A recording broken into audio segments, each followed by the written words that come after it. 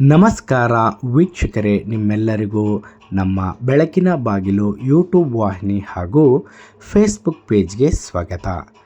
ವೀಕ್ಷಕರೇ, ಈ ವಿಡಿಯೋದಲ್ಲಿ ನಾನು ನಿಮಗೆ ನಂಬಿಕೆಯೇ ಬೆಳಕು ಎನ್ನುವುದನ್ನು ಒಂದು ಸ್ಫೂರ್ತಿದಾಯಕ ಕಥೆಯ ಮೂಲಕ ಹೇಳಲಿದ್ದೇನೆ. ದಯವಿಟ್ಟು ಈ ಒಂದು ವಿಡಿಯೋವನ್ನು ನೀವು ಕೊನೆವರೆಗೂ ನೋಡಿ.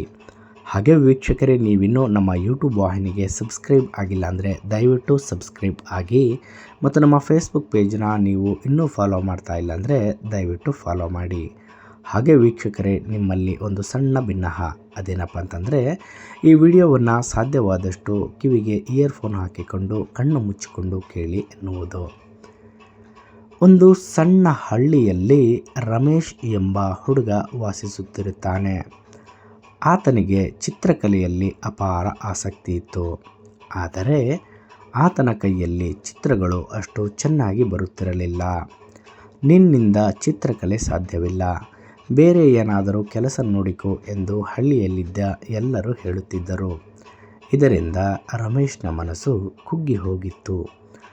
ನಾನು ಯಾವತ್ತೂ ಕಲಾವಿದನಾಗಲು ಸಾಧ್ಯವಿಲ್ಲ ಎಂದು ಪದೇ ಪದೇ ತನಗೆ ತಾನೇ ಹೇಳಿಕೊಳ್ಳುತ್ತಿರುತ್ತಾನೆ. ಒಂದು ದಿನ ಆ ಒಂದು ಹಳ್ಳಿಗೆ ದೊಡ್ಡ ಚಿತ್ರಕಲಾ ತಂಡ ಬಂದು ಒಂದು ದೊಡ್ಡ ಚಿತ್ರಕಲಾ ಪ್ರದರ್ಶನವನ್ನು ಏರ್ಪಡಿಸುತ್ತಾರೆ. ಅಲ್ಲಿನ ವರ್ಣರಂಜಿತ ಚಿತ್ರಗಳನ್ನು ನೋಡಿ ರಮೇಶ್ ಬೆರಗಾಗುತ್ತಾನೆ. ಒಂದು ಮೂಲೆಯಲ್ಲಿ ಒಬ್ಬ ವೃದ್ಧ ಕಲಾವಿದರು ಕುಳಿತು ಚಿತ್ರವನ್ನು ರಚಿಸುತ್ತಿರುತ್ತಾರೆ.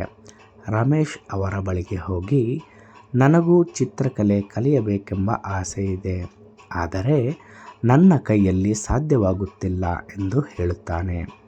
ಆ ವೃದ್ಧ ಕಲಾವಿದರು ನಗುನಗುತ್ತಾ, ಮಗುವು, ನಂಬಿಕೆ ಎಂಬುದು ಬೆಳಕಿನಂತೆ, ಅದನ್ನು ಬೆಳಗಿಸಿದರೆ ಯಾವುದೇ ಕತ್ತಲೆಯನ್ನು ದೂರ ಮಾಡಬಹುದು. ನೀನು ನಿನ್ನ ಮೇಲೆ ನಂಬಿಕೆ ಇಡು, ನಿರಂತರ ಪ್ರಯತ್ನದಿಂದ ಯಾರು ಬೇಕಾದರೂ ಏನನ್ನಾದರೂ ಸಾಧಿಸಬಹುದು ಎಂದು ಹೇಳುತ್ತಾರೆ. ಆ ಮಾತುಗಳು ರಮೇಶಿನ ಮನಸ್ಸಿನಲ್ಲಿ ಆಳವಾಗಿ ನಾಟುತ್ತವೆ. ಅವನು ಪ್ರತಿದಿನ ಚಿತ್ರಕಲೆ ಅಭ್ಯಾಸ ಮಾಡಲು ಪ್ರಾರಂಭಿಸುತ್ತಾನೆ.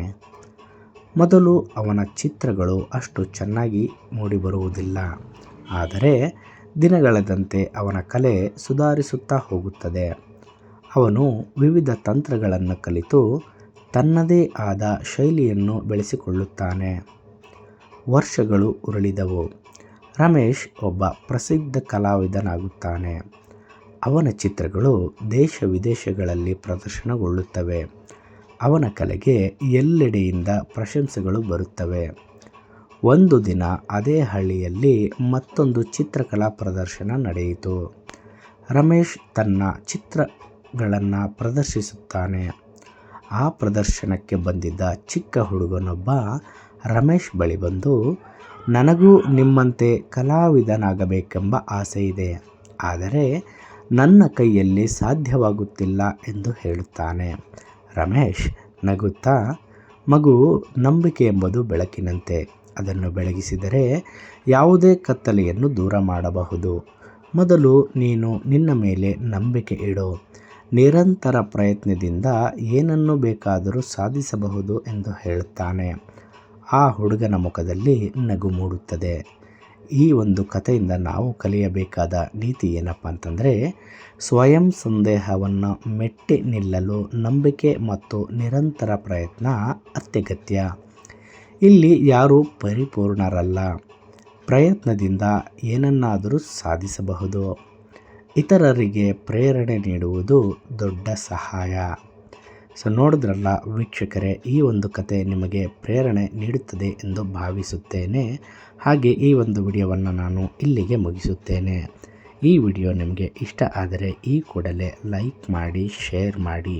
ಹಾಗೆ ಈ ವಿಡಿಯೋ ಬಗ್ಗೆ ನಿಮಗೆ ಏನು ಅನ್ನಿಸ್ತು ಎನ್ನುವುದನ್ನು ತಪ್ಪದೇ ಕಮೆಂಟ್ ಬಾಕ್ಸಿನಲ್ಲಿ ತಿಳಿಸಿ. ಇಲ್ಲಿಯವರೆಗೂ ವಿಡಿಯೋ ನೋಡಿದ್ದಕ್ಕಾಗಿ ತಮ್ಮೆಲ್ಲರಿಗೂ ಹೃತ್ಪೂರ್ವಕ ಧನ್ಯವಾದಗಳು. ಜೈ ಹಿಂದ್, ಜೈ ಕರ್ನಾಟಕ.